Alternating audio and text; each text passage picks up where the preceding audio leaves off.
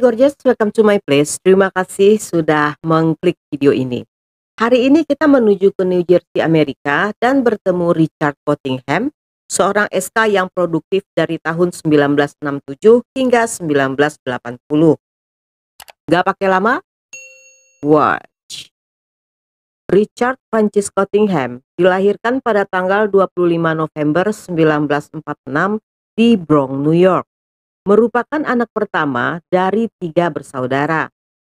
Dia adalah seorang pemuda dari keluarga kelas menengah yang tinggal di New Jersey. Ayahnya adalah wakil kepala di sebuah perusahaan asuransi dan ibunya ibu rumah tangga. Keluarganya adalah keluarga yang penuh kasih, kecuali kenyataan bahwa sang ayah seringkali menikmati pesta di akhir pekan dengan mabora di bar-bar lokal. Sebagai anak laki-laki yang selalu dikelilingi oleh banyak orang-orang, termasuk anak perempuan, Richard tumbuh penuh kasih sayang dan menerima banyak perhatian. Dia menyukai binatang dan memiliki sepasang merpati peliharaan. Pada usia 12 tahun, Richard dan keluarganya pindah ke New Jersey. Richard memiliki masa kecil yang normal seperti anak-anak lainnya. Keluarganya harmonis dan cukup berada.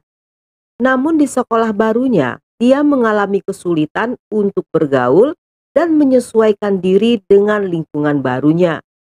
Selain memiliki penglihatan yang buruk, Richard juga tidak pandai di bidang olahraga, yang dimana pada masa itu hal tersebut cukup populer di kalangan anak-anak.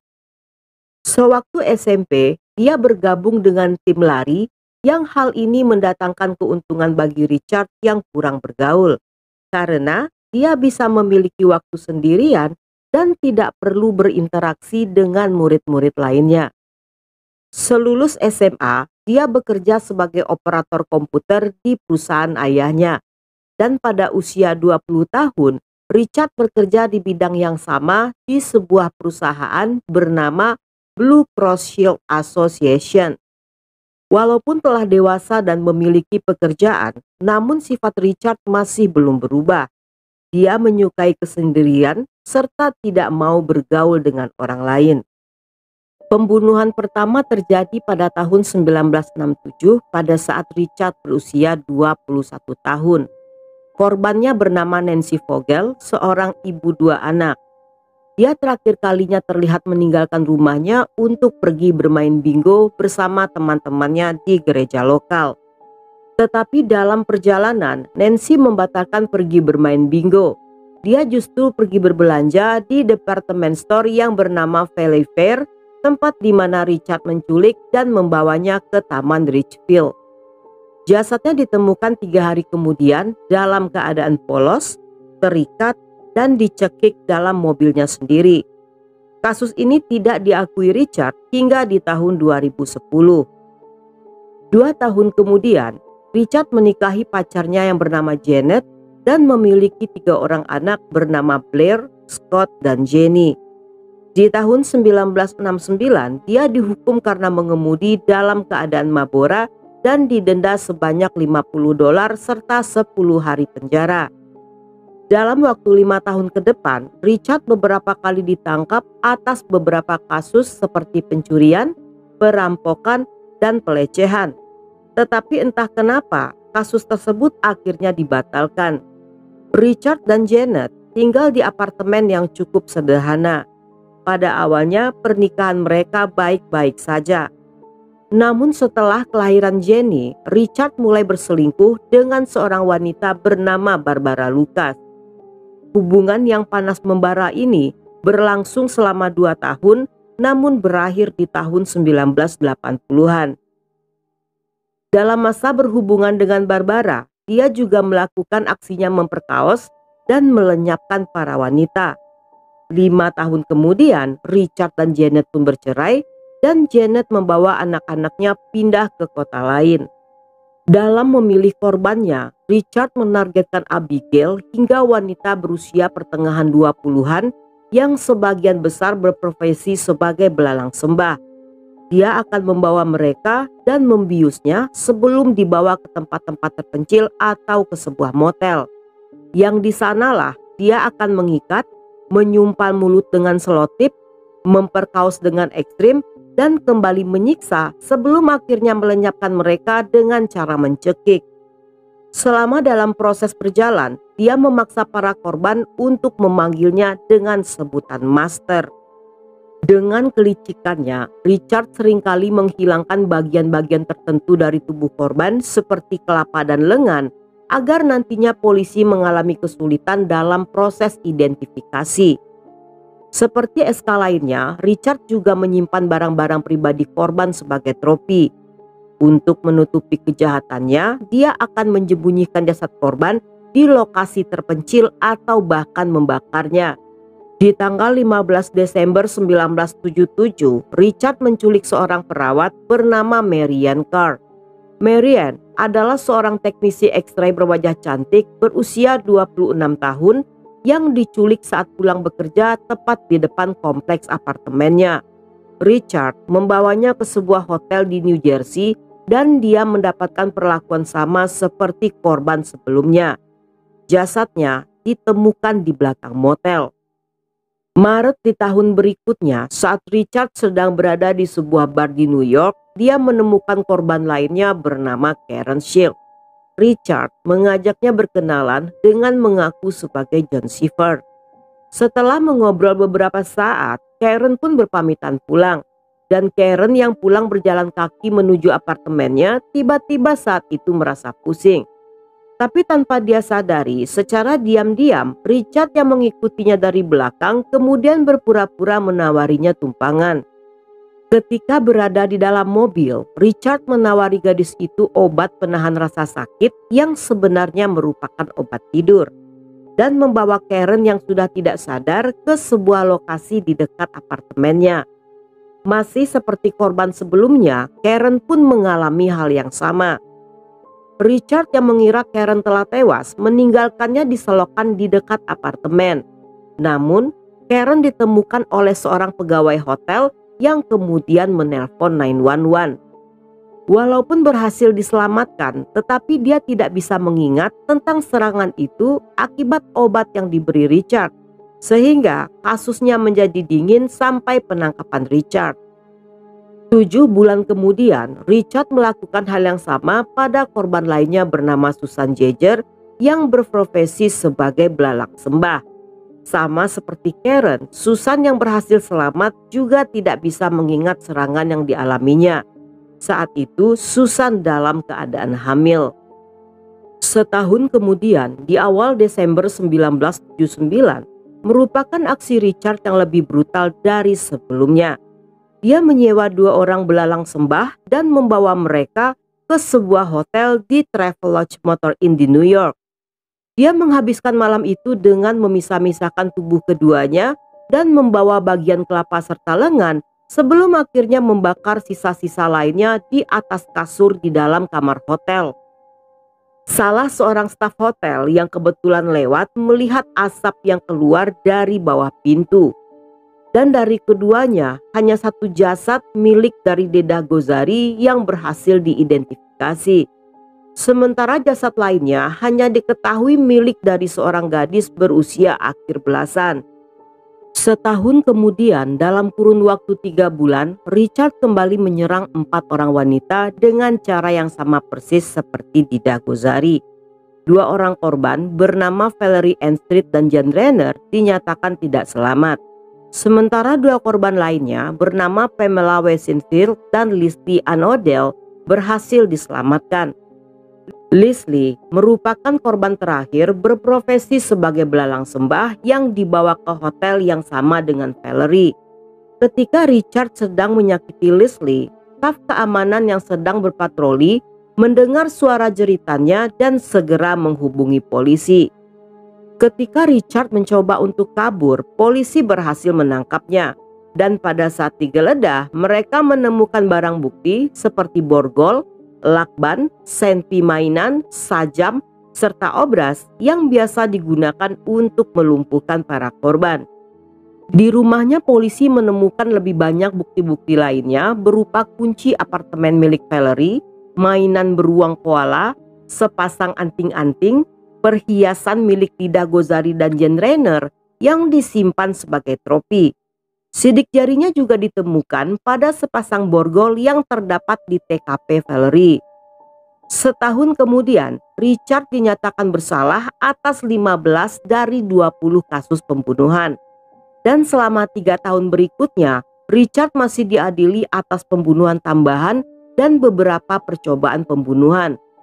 Namun dalam masa-masa ini, seolah-olah ingin mengulur waktu, Richard melakukan pengakuan secara tarik ulur dengan polisi. Walaupun mengakui kejahatannya, tetapi alih-alih memberikan daftar nama korbannya secara keseluruhan, Richard justru memberikan nama korbannya dengan cara mencicil yang bertujuan untuk menghindari vonis hukuman mati. Pengadilan tentunya tidak akan membiarkan Richard meninggal tanpa memberitahu siapa-siapa daftar korban lainnya yang belum diketahui. Dengan cara ini, Richard berhasil menghindari hukuman mati, tetapi dia mendapatkan vonis hukuman penjara selama 937 tahun. Selama di penjara, Richard diketahui telah melakukan 2 kali percobaan bundir. Namun sayangnya, Master of Mutilation ini justru gagal melakukan bundir ketika memotong lengan kirinya dengan pencukur jenggot. Memasuki tahun 2000, seorang detektif County Bergen bernama Robert Anzilotti diberi tugas untuk menyelidiki kasus pembunuhan atas 5 gadis muda dari tahun 1960-an dan 1970-an. Pencariannya kemudian membawanya kepada Richard yang telah berada di penjara karena 2 kasus pembunuhan. Sang detektif yang mengetahui bahwa Richard telah bermain-main dengan polisi mengenai kasus sebelumnya berusaha untuk mencoba mencari cara lain dalam mendekati Richard. Sebagai pertukaran informasi, dia menjanjikan akan memberikan Richard fasilitas yang lebih baik di penjara. Dalam masa-masa ini, sang detektif dan Richard perlahan memiliki sebuah hubungan yang unik. Dia akan membawanya keluar dari penjara untuk ke kantornya, yang dimana di sana Richard akan diperlakukan secara santai dan makan pizza bersama-sama. Selama 6 tahun menyelidiki Richard, akhirnya Richard memberitahu sang detektif tentang rincian beberapa kasus yang hanya diketahui oleh si pelaku sendiri. Perlahan, Richard mulai merasa benar-benar menikmati hubungannya dengan sang detektif yang selalu menjadi pendengar terbaik. Hingga pada Maret 2021, Anzilotti kembali membawa Richard ke kantornya untuk memberitahu bahwa dia akan segera pensiun dari kepolisian yang telah dijalaninya selama 29 tahun. Namun sebelum melakukannya, dia ingin menutup kasus tersebut. Pada April 2021, Richard mengaku bersalah atas kasus penculikan, pembunuhan, dan memperkaos 5 Abigail sebelum menenggelamkan mereka di bathtub kamar mandi hotel. Mereka ditemukan 5 hari setelah menghilang di County Bergen. Pada tahun 2002, seorang wanita bernama Jennifer West yang merupakan putri dari korban bernama Dida Gozari memutuskan untuk mendatangi Richard untuk mengetahui sepotong informasi tentang keberadaan bagian tubuh ibunya yang masih belum ditemukan. Dida Gozari adalah seorang wanita cantik asal Iran.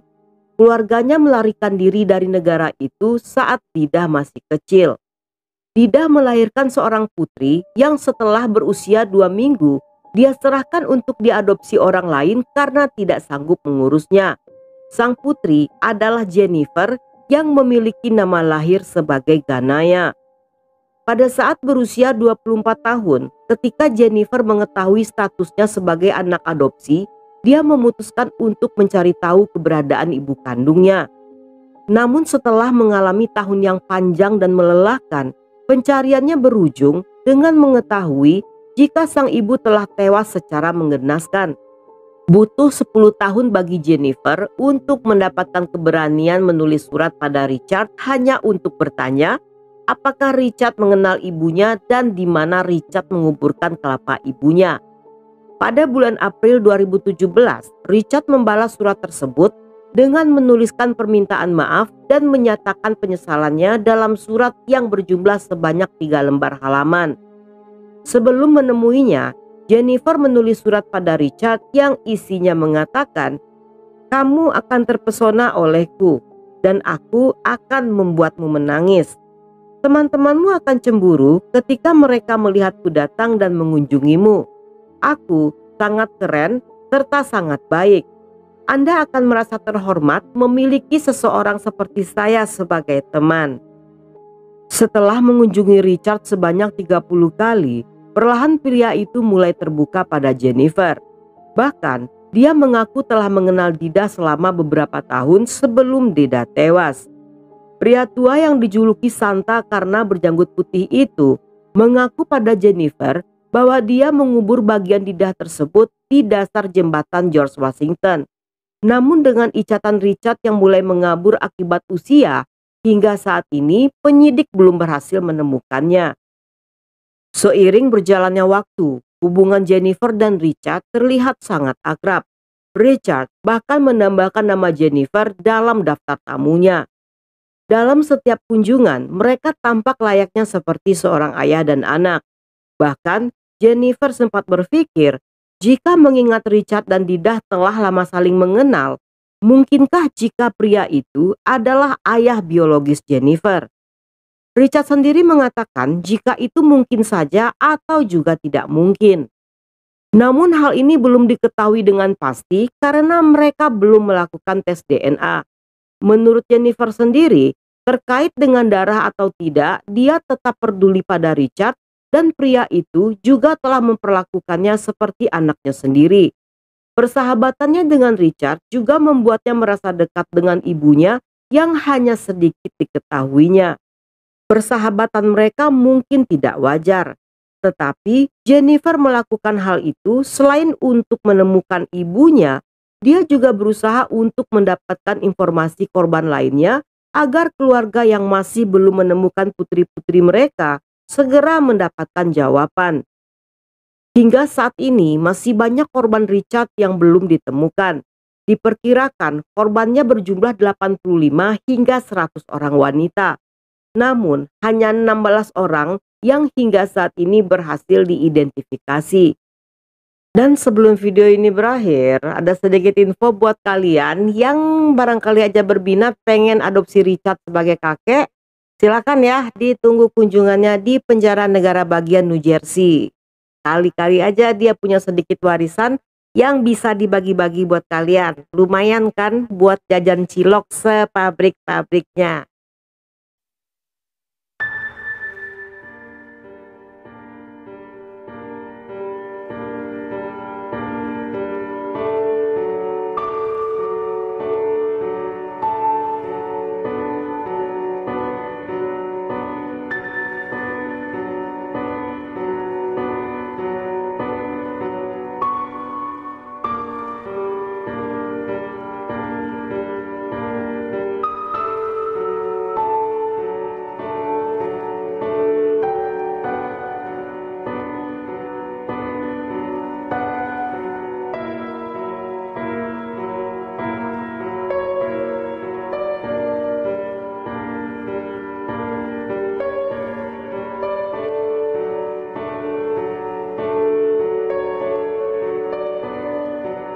Dan sampai di sini dulu cerita kita kali ini. Semoga kalian suka dengan ceritanya. Jangan lupa subscribe, like, komen, dan share sebanyak-banyaknya ke media sosial kalian.